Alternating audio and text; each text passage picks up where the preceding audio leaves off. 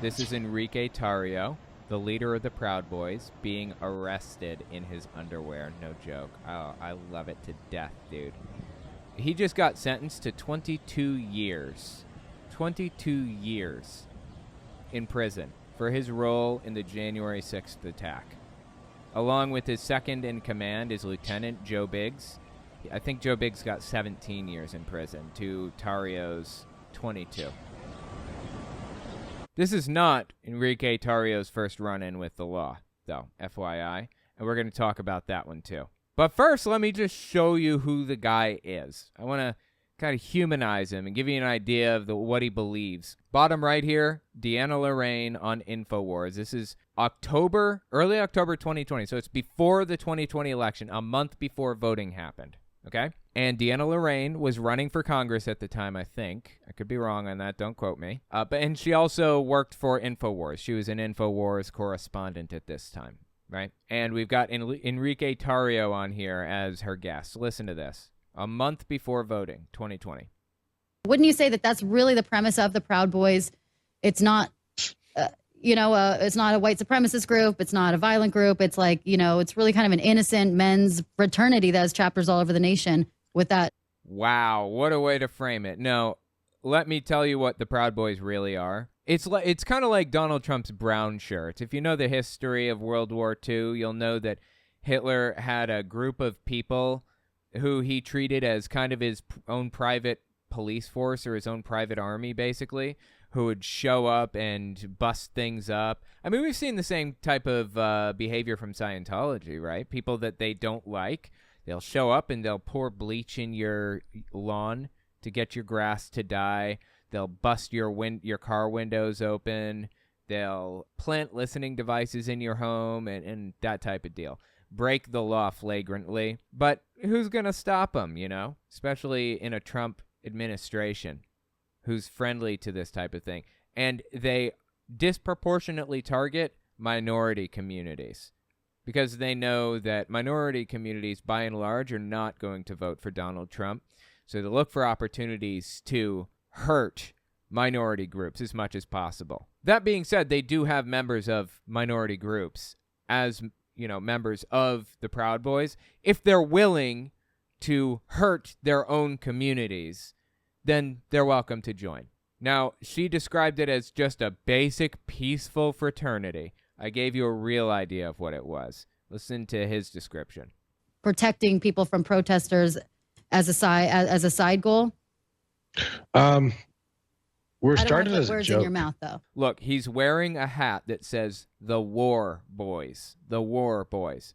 Like I said, Trump's private army, effectively. That's how they viewed themselves. And I'll tell you exactly what his role was in January 6th in a minute. We'll get there. And why he got 22 years. Just keep listening. Quick interjection. I won't take long. I just wanted to tell you guys, YouTube's algorithm operates off of a few factors. Watch time, whether or not you subscribe, and whether or not you like something. So if you really want to help my channel, I would appreciate it if you guys watch the video to the end. If you don't watch it to the end, just watch a little bit longer than you would have otherwise. I would appreciate that very much. All right, let's get back to the video. It was started as a joke on Gavin's show. Like, this wasn't supposed to be a... Like, I don't care what it started as. It's not a joke now. He's talking about Gavin McInnes. He started the Proud Boys. And he also started Vice News, surprisingly. He doesn't have stake in it anymore. But he's a far-right extremist. Like, this wasn't supposed to be a thing. He was trying to get his intern laid, and then he inadvertently started this giant group, which is at 22,000 members worldwide right now. And just judging by like my chapter alone and what my guys are saying, maybe at this time Enrique Tarrio was not the leader of the entire group. He was just a chapter leader, and Gavin may have been like over the whole thing still, but Gavin quit and put Enrique Tarrio in charge. Probably increased our numbers by about 2,000 to 3,000 just in the past 24 hours. Yeah, so just in the past 24 hours, what he's referring to here was during a debate with Joe Biden, Donald Trump was asked to denounce white supremacy, denounce white supremacists. And it was obvious that Trump knew exactly who votes for him, so he was like kind of wary about it. and he's playing coy with it. So listen to what he said here in the debate. This is just, okay, so this happened September 29th, 2020. That's when this debate took place. And this interview with Enrique Tarrio, the leader of the Proud Boys, happened just like a week later or less, basically, right? And he says he added 2,000 to 3,000 members in 24 hours when this took place. But are you willing tonight to condemn white supremacists and militia groups and to say that they need to stand down and not add to the violence in a number of these cities, as we saw in Kenosha and as we've seen in Portland?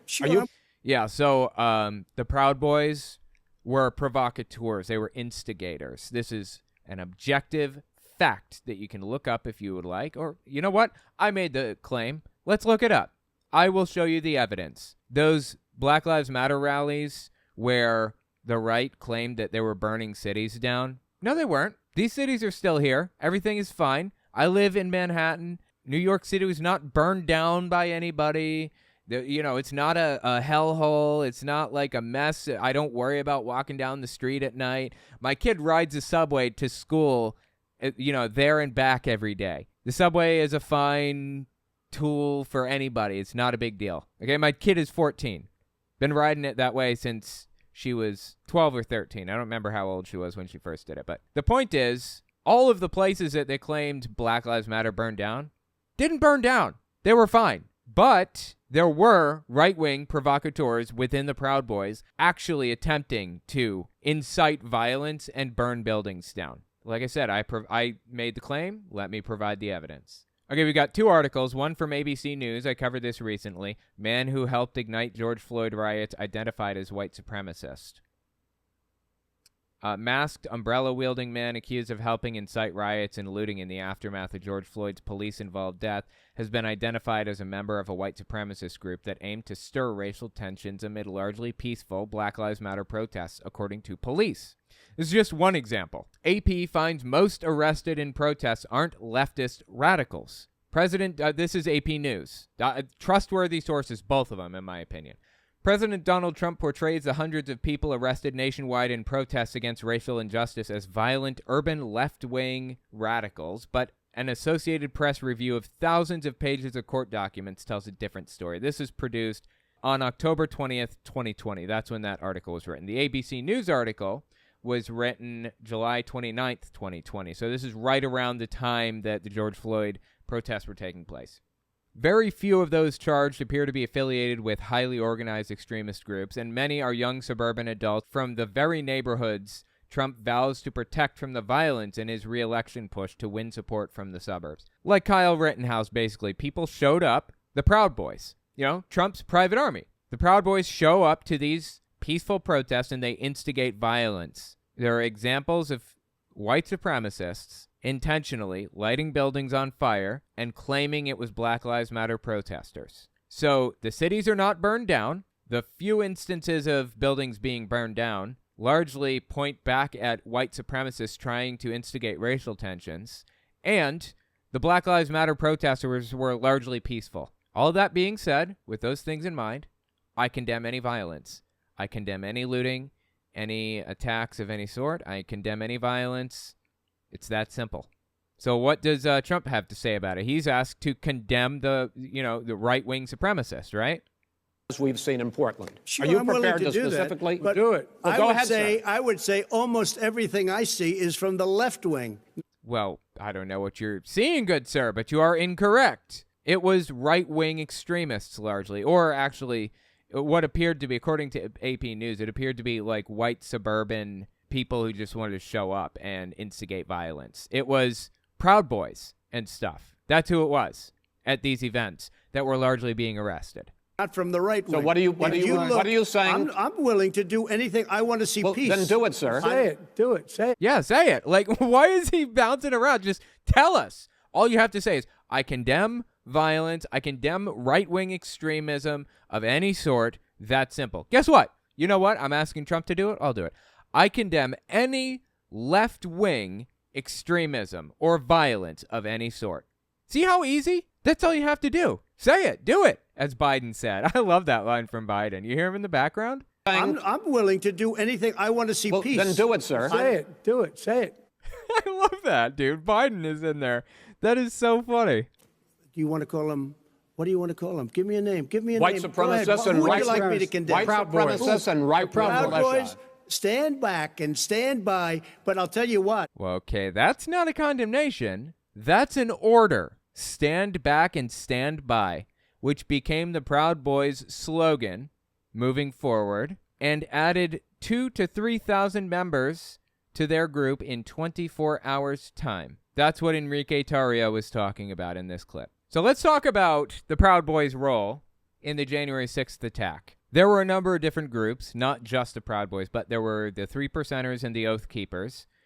Stuart Rhodes is the leader of the Oath Keepers at the time, and Enrique Tarrio was the leader of the Proud Boys, but he was not there on January 6th. He was elsewhere. Joe Biggs stood in for him. His lieutenant and second in command stood in for Enrique Tarrio. But Enrique Tarrio and Joe Biggs and Stuart Rhodes planned, and other leaders of these extremist groups, planned out exactly what they were going to do. And here was the plan. They were going to instigate violence and kind of create a riot. They knew they had a whole bunch of people there, and they were going to get them to riot as a cover for them to get inside, get a hostage, and then start making demands about Trump remaining in office and stuff. That was the plan. I mean, this is open and exposed and known. There is no question that this is what happened at this point. Joe Biggs is one of the people on the ground. He used his military expertise, his past military service, to act as a battlefield general alongside Stuart Rhodes, who stayed back out of the city. They planted weapons caches around the city with ammo dumps and AK-47s and whatever else. AR-15, I don't even know what kind of gun they had. They had weapons caches planted around the city that they could go grab anytime they wanted. Yeah, there were a lot of normal people there that were doing normal people things that got whipped into a blood frenzy and did some really stupid things, like push their way into the Capitol and put their feet up on Nancy Pelosi's desk, acting like fools. Or go to the Senate floor and write a threatening note, "Justice is coming," like the QAnon shaman did. There were people like that who got sentenced to 4 years. But there were people at the top, like Enrique Tarrio, Joe Biggs, Stuart Rhodes, who very intentionally set out to start a riot, had weapons caches placed everywhere, and had people planted with zip tie handcuffs and gloves to push windows in and stuff like that. That's why Joe Biggs, the guy that's pictured here in this, if you're watching, that's why he got a 17-year sentence. That's why Enrique Tarrio got a 22-year sentence recently.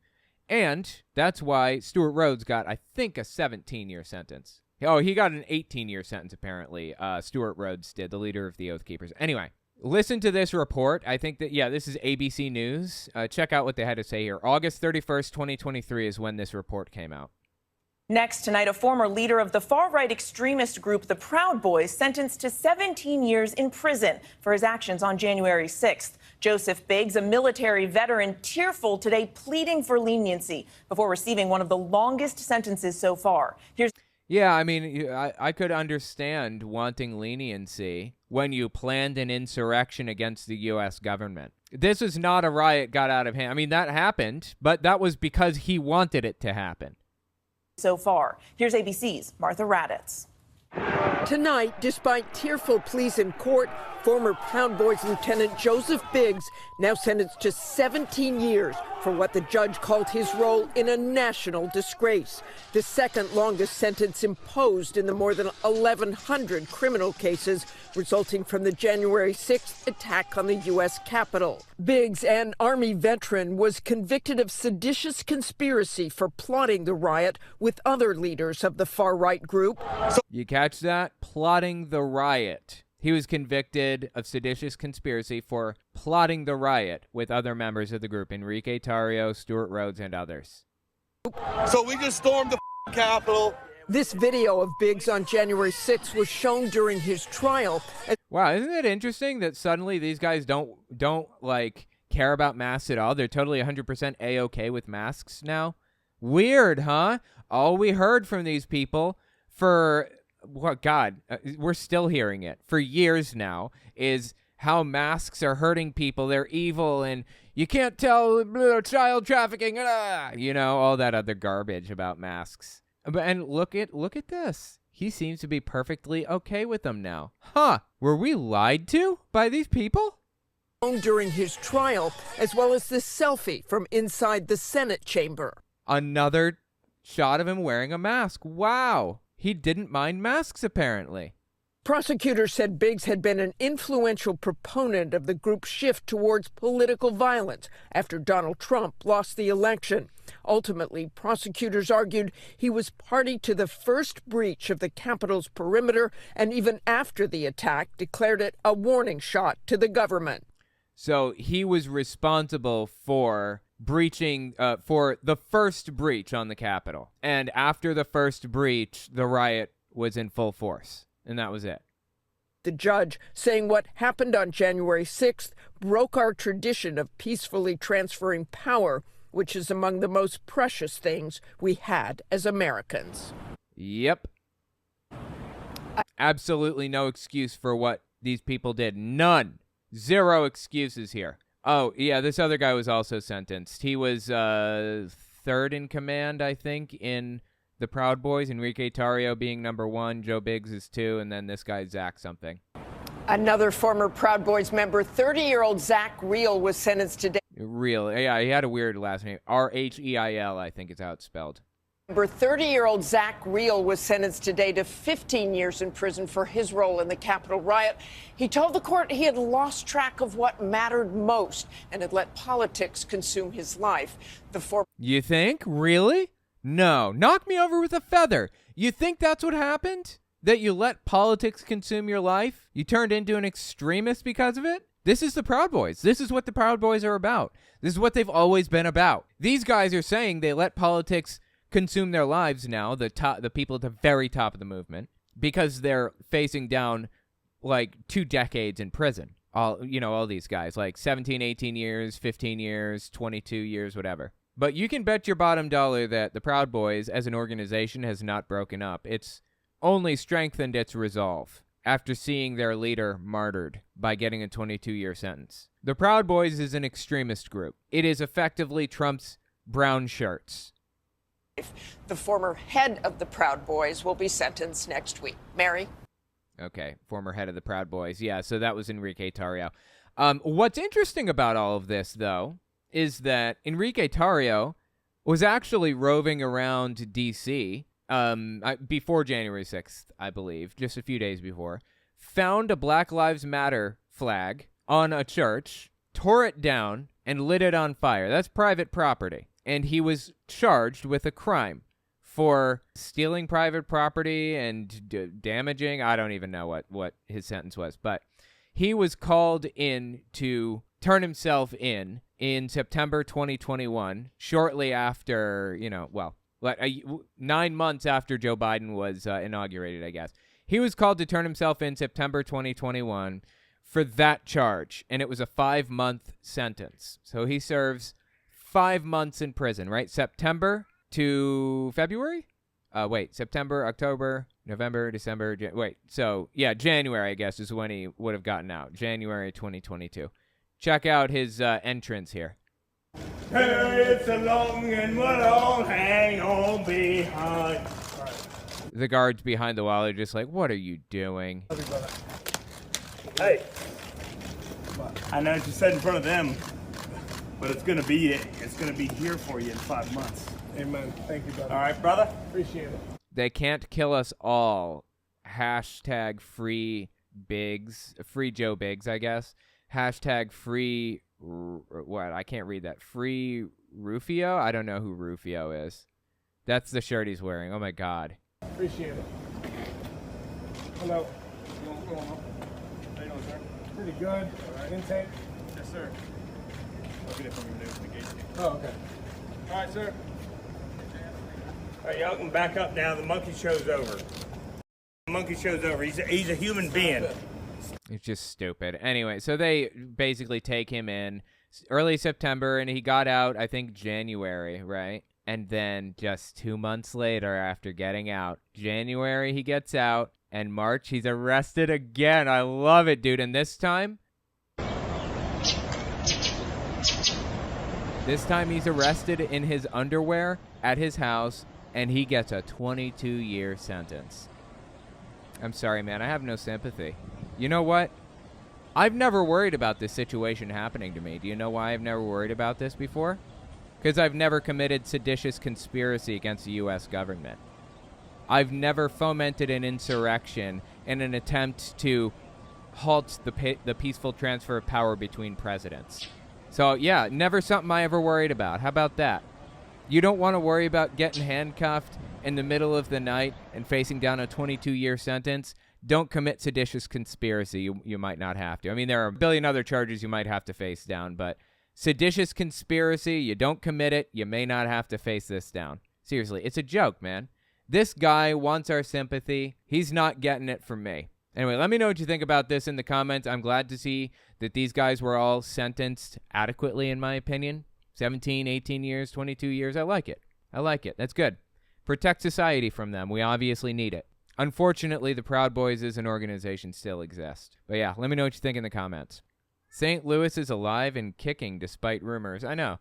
These are the most ridiculous rumors, too. Like, New York City was burned down, Portland burned down, St. Louis burned down. No, to literally all of that. It's absurd. It's so easily debunked. These cities are perfectly fine. Insane that anybody believes this. Yeah, I had to hedge there a little bit because I guess there's a lot of stuff that you can be arrested in your underwear for facing down a 22 sentence. It's not a 22-year sentence. It's not just seditious conspiracy. I guess you could go the Danny Masterson route. He's facing down 30 to life, I think. He wasn't arrested in his underwear, though, in his front yard, the way this guy was. Oh, dude, I love it. Well, at least he had underwear on. You got to give him that. At least he doesn't sleep in his birthday suit, if you will. Anyway, God, dude. Apparently, a conviction for seditious conspiracy is actually a rare thing, so it's easily avoidable for most people who don't actually commit it. Thank you, Real Pumpkin J. Did not know that it was rare. That's good, I remember Tucker Carlson saying seditious, no one's been convicted of sedition or any of that stuff, and then people started getting convicted of sedition. It's like, how do these people, they can't be honest actors, right? They can't be. Certainly not Tucker. I don't believe that Tucker believes a word out of his own mouth for a second. I just can't buy it.